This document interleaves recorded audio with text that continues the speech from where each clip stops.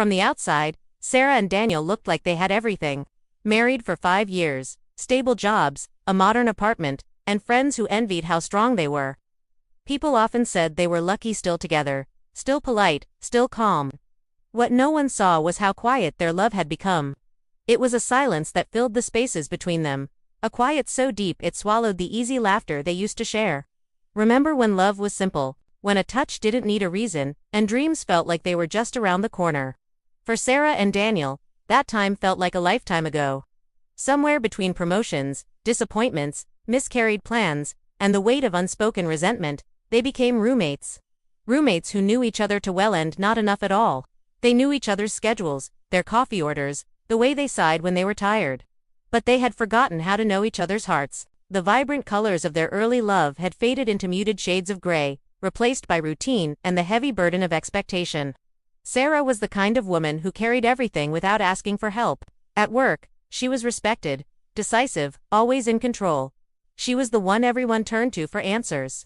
But when she walked through her front door, the armor came off, and all that was left was exhaustion, a deep bone-weary fatigue that made even love feel like another responsibility she had to manage, another item on her endless to-do list. Love wasn't a refuge anymore. It was a performance. Daniel noticed the distance before he understood it. He saw the space growing between them, an invisible wall rising brick by silent brick.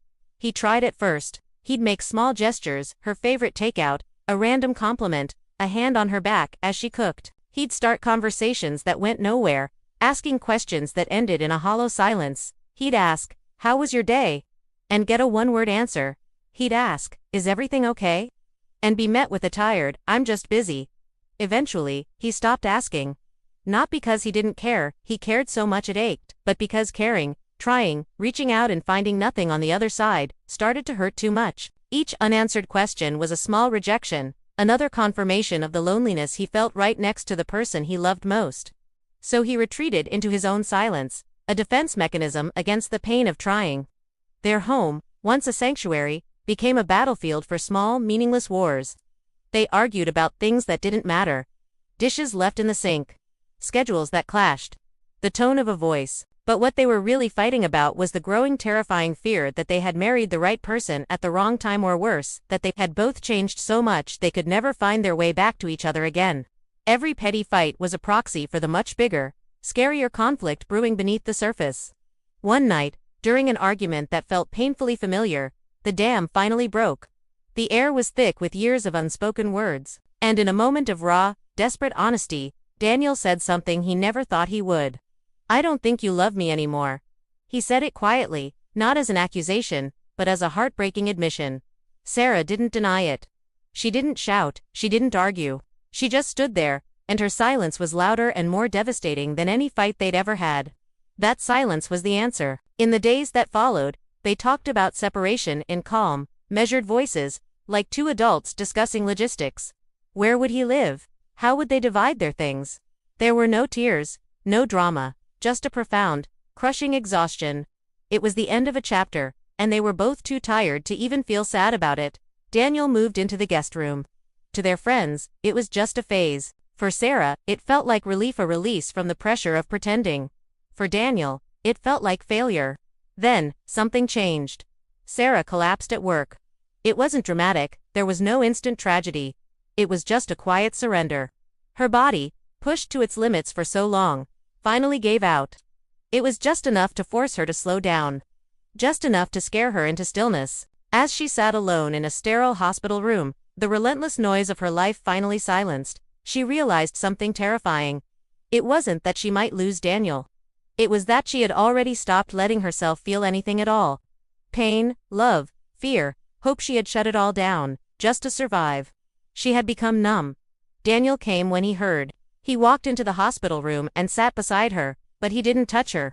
He didn't ask a flood of questions. He just stayed. His presence was a quiet anchor in the sterile white room. And that night, for the first time in years, they talked.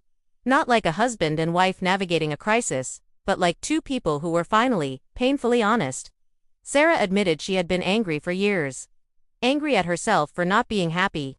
Angry at the life that didn't turn out the way she had imagined. Angry at the pressure she put on herself to be perfect. Daniel admitted he had felt invisible, like loving her was something he did alone, a one-sided effort that left him empty. He told her how lonely it was to be married to someone who wasn't really there. For the first time in years, they cried. Not because everything was suddenly fixed, but because everything was finally said. The truth was out, raw and messy, but it was out. Healing didn't come easily after that. It wasn't a movie montage where one conversation solves everything. It was slow, and it was hard. Some days, they felt close again, catching glimpses of the people they used to be. They'd share a private joke, and for a moment, the silence would be filled with warmth. But on other days, the distance returned, a familiar ghost haunting the hallways of their apartment. Love didn't magically erase the resentment that had built up over years. Forgiveness took time. Trust had to be rebuilt, slowly, painfully, one conversation at a time. They went to counseling. They learned how to argue without destroying each other. They learned how to listen without immediately defending themselves. They learned how to love without keeping score, without tallying up who did what and who owed whom. It was a new language they had to learn together. And still, there were moments when letting go felt so much easier than holding on. Moments when starting over with someone new seemed less daunting than repairing what was broken. But in the end, Sara and Daniel chose each other again. Not because love was guaranteed or because their future was certain. They chose each other because they decided that what they had, what they could rebuild, was worth fighting for. They chose the hard work of healing over the easy escape of giving up. Their story didn't end with a grand romantic gesture or a dramatic public confession of love. It ended with something much quieter, much more real. It ended with two people sitting at the same kitchen table again, not because they had to, but because they wanted to try. It ended with a shared cup of coffee in the morning, a look that said, "I'm still here. Are you?" It was the quiet, deliberate choice to keep showing up, day after day. And sometimes, that's what real love looks like. Thanks for watching.